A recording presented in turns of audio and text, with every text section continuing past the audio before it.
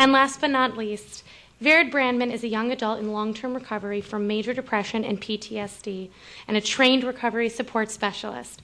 She is the coordinator for Phase 2 of this project.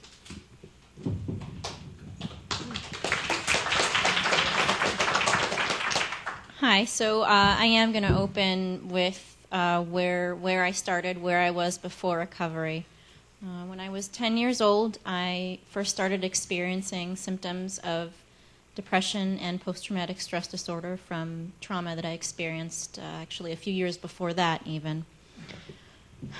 At the time, I didn't realize that thinking about suicide was unusual, so I didn't tell anybody about it. And since nobody asked me, I assumed there wasn't anything unusual about it. But the signs were there for anyone to see. Talking to my mom later, she's been able to look back and identify changes that I was going through at that time that, I all of a sudden wasn't that bright, talkative girl anymore. Where did that girl go? She disappeared a little bit. But at that time, when I was 10, without hindsight, my parents figured that I was quiet because I was shy, and I was upset because I was oversensitive and thin-skinned, and that those were things I was going to outgrow naturally over time. And because they were my parents, and because I know they love me, I wanted to believe them. I wanted them to be right about that and about me. I wanted those problems to be things that I would outgrow naturally. So I tried, and I didn't do really great. I got quieter because I was afraid of feeling exposed. I got less social because I didn't feel connected to my classmates, the few friends that I had, even my sisters and my brother. So I tried my best to find other ways to comfort myself, like going for long walks and spending time with the family dog, which were things I could do alone because I didn't feel safe around other people. As I got older, my anxiety got worse, my depression really set in, and I stopped believing that my problems were going to get better all by themselves over time.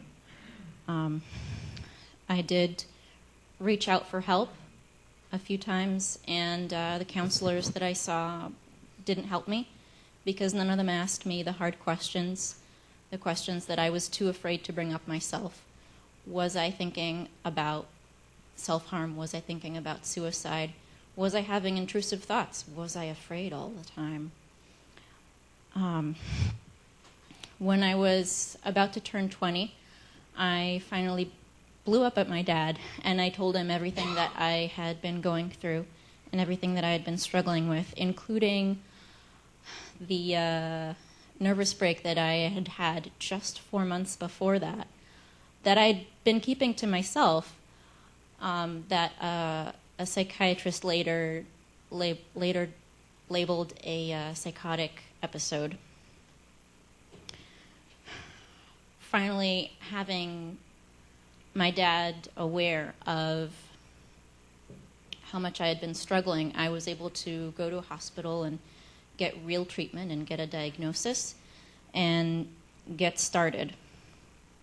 While I was in the hospital, I didn't let my siblings or my mother visit me because I didn't want them to see me like that. I was embarrassed. I was lucky enough to have a mostly therapeutic experience in the hospital, so I decided that this wasn't going to be the end of my illness or of my suffering, but it was going to be a new beginning for me. I was going to pursue any opportunity for wellness that I came across. I was going to deliberately take better care of myself and pay attention to what I was feeling, and that mattered and that counted. This past spring, I celebrated 7 years in recovery. 7 years since I first went into the hospital and got real treatment and got real help that worked. But I've learned over these last 7 years that being in recovery is so much more than just having good treatment. It is so much more. I've learned about coping skills and social clubs and advocacy and the recovery movement, and there's just so much. And it is there, but nobody will tell you about it because nobody knows everything. And that's why we wanted to put this website together. Sorry. So we built this website to support and empower all of the young people who are out there, who are feeling alone, who are feeling stressed, who are feeling angry, who are feeling lost, and for their parents and for people who work with young adults to direct them to this website where they can find information about mental health, about wellness, about recovery, about what's available, because there are lots of things that are available.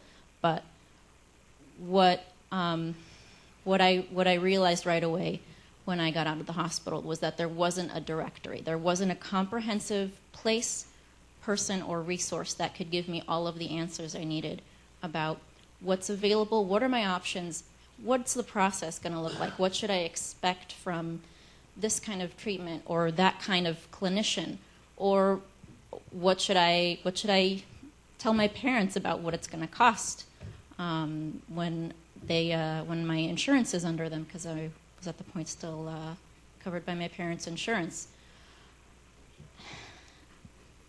So being able to work on this website, being able to be part of this project has been so tremendously empowering for me as a young person in recovery who really, really could have used something like this 7 years ago when I was getting started, 10 years ago when I wasn't even in recovery yet, when I wasn't even getting help that worked. This would have made such a difference in the trajectory of my recovery and how long it's taken me to get here. So